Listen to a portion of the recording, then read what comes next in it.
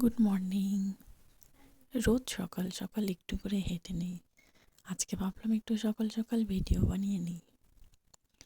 এখনও রৌদ্র ওঠেনি, খুব ঠান্ডা ঠান্ডা হাওয়া দিচ্ছে, আকাশ মেঘলা হয়েই আছে। সকাল সকাল হাঁটতে বেশ ভালোই লাগে। ঘরের এই পিছন দিকটাতে একটু হেঁটে নিই।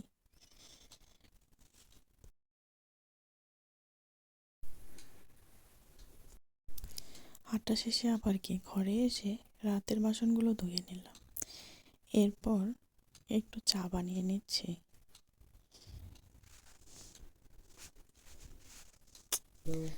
চা রেডি।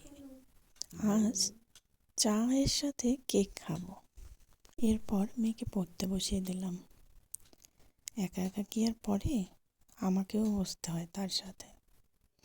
পড়তে বসলে যত রকমের নাটক শুরু হয়ে যায়।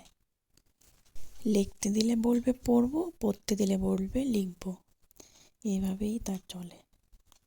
এই পড়া শেষ হলে উঠে আবার শুরু হয়ে যাবে খেলাধুলো।